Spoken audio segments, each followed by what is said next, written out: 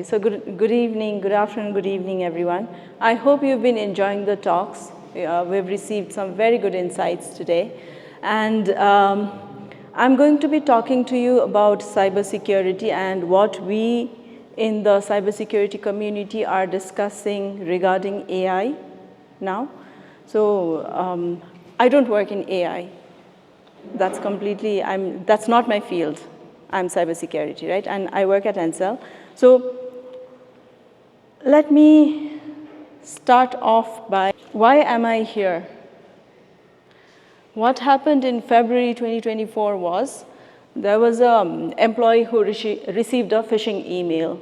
Now, all of us know about phishing, right? So he was very aware employee. He received that email from his boss, the CFO, and he thought, I'm being phished, I'm not going to click that email.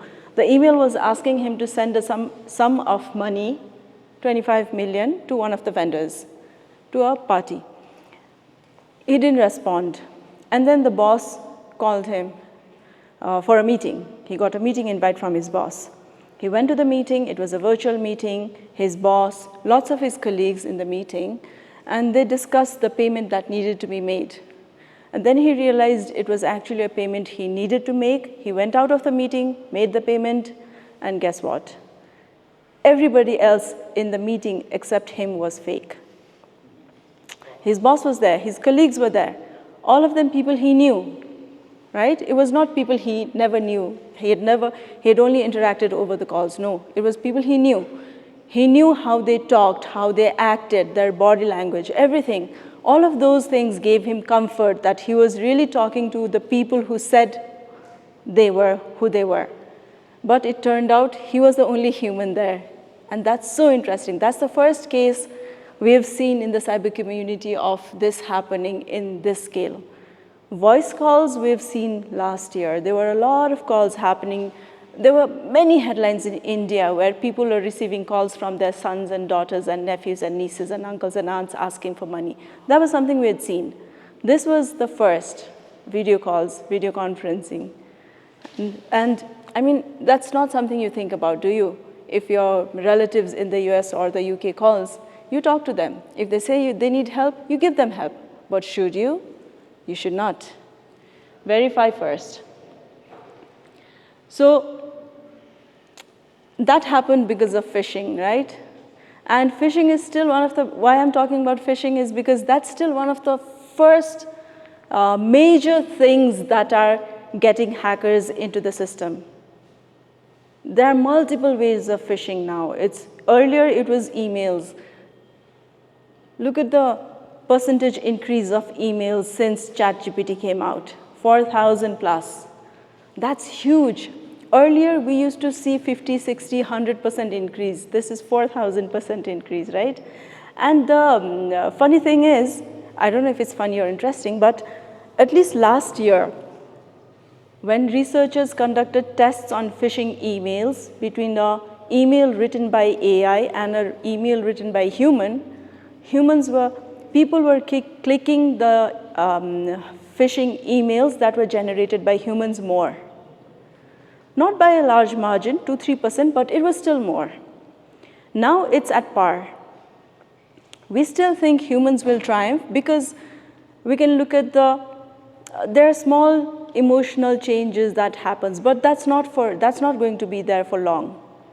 Probably how I write with all my grammatical mistakes and everything, how I write email is going to be different at this moment from how ChatGPT or any other imitation platform will imitate my writing. But then the small nuances that is there in my emails currently is not going to last for long. It is going to be imitated. So we do have to be very careful about what we're clicking, how we're clicking. Most of the phishing emails are after money or credentials. Credentials are there because they want your money. At the end of the day, it's that simple. Now, ChatGPT came, right? That was my first major introduction to AI. But then after ChatGPT, so came Worm GPT, Fraud GPT, Evil GPT, Poison GPT, XXX GPT, so many other GPTs that you cannot find on the clear web. These are all there to help hackers get into your systems faster and easier. They're for sale. You can get a subscription for a few $100s. Again, you cannot find it in the clear web. You have to go to the dark web. You know about dark web, right? Okay, so you have to go to the dark web to find these. They're subscription-based. They're available in telegrams. They don't allow everybody in because they want to secure themselves. They say they're for security researchers. Nobody's going to admit they are there for illegal reasons, right? So even on the dark web, all of them say they're there for the security researchers, but they're not. Some help with phishing emails, like WarmGPT is very good with phishing emails. Some help people build malwares that can look at the condition of the network, like normal malware, how it works, right? There's a control system somewhere outside the network. The malware, once infected, reaches out to the control system, gets instructions on what to do, what commands to execute, and executes those commands. Probably it sends back the result of the commands back to the control center. The control center then sends a new set of instructions based on what it received, and then it executes again. That communication is not required. And what we as security professionals, we look out for those communications to see if our systems are compromised. We get list of, in case of known attacks, right? We get list of known control centers. We have those in our databases. We keep monitoring our systems to see if those communications are happening. But with these systems, we cannot monitor because they don't need to communicate back to their parents to know what to do now. They already have those code inbuilt. Based on my environment, they can decide what to execute next. So, and these are things we are already seeing. It's not just theoretical. These are attacks that are already happening. Most of them are GPT-based. BART is based on Google BART, I believe. So what did I do with that? So this has made life so much more difficult because ultimately, security is a cost, right? And the attackers, they have vast, unlimited resources of money to do all these things because they earn money at the end. Their goal is to earn money. With all these subscriptions, all of these are earning money themselves. So why would they not invest whatever they have into this? Because they just want to make it more effective and enticing for attackers. And now attackers, they don't have to learn anything. Earlier, we had script kiddies, which basically meant somebody could go into the internet, download a script, execute it, and you're a hacker, you get into somebody's network. Or you buy attack as a service. You could do those, but now with just this subscription, you can decide what you want to do. Today, you might want to launch a ransomware malware. Tomorrow, you might want to do a phishing campaign. You can just decide. It's a monthly subscription, so that makes it easier for the attackers. And life difficult for us. But it's not all bad, right? AI there's always good part to everything. Now, how can it help us in the security world? You cannot see the arrow there, but there's a huge gap in cybersecurity worldwide, and it's growing. There are people studying cybersecurity, but many of the vacancies are still there because they are not getting the skills that they need. This gap is just growing. So how do you handle so much work and the evil GPTs of the world when you don't have enough resources? You, again, use AI to automate the tasks and do a lot of things that humans do, things that you would need a lot of humans to do. These are just a few of the use cases that I've mentioned there. There are a lot many, of course, but the major ones we see are incident identification. Right now, what happens is we send logs. We have, let's say, 10 servers, one firewall as an example. We send logs of those servers and firewall into a SIM. It is a security incident and event management tool, which basically looks at all the logs. There are use cases that you define. For example, if you see 10 failed password attempt to a server, alert me. That's how it works right now. But I will only be notified if somebody tries to attempts 10 failed password, right? If they get a password and get into my system, if I don't have the correct use case configured, I will never know that I have been compromised. And that's a major challenge in the security world, because if you look at few of the major breaches, they were only identified 2-3 years later. In telco world, there have been breaches which were identified 5 years later. So how do we detect faster? That's a major challenge, right? Now, this is where AI can help us. It can look at the patterns that has happened. It does not have to look at only my patterns to detect, because, of course, in some cases, I might be targeted first, but normally there will be rest of the world, at least somebody somewhere who will have been targeted first. Now, if it has that information, it can apply to what is happening in my environment and see whether I'm being targeted or I'm already being breached or I'm in the process of being breached. So this is expected to help a lot in identification. If you talk to any of the security vendors in the world right now, they say they are already doing AI, they are already doing ML. Mostly they are doing ML, not exactly AI, but then they are, I'm sure, training the systems that they have with the data that they have. So this should not be very far in the future. It will at least let us sleep at night, because we know it will be detected if something happens. So that's the major thing. Another thing that we are seeing is the way a breach happens. One is phishing, right? Another is if they find a vulnerability into my system, that's how they go in. They just need a door open or a window open or a hole open through it, somebody can go in, right?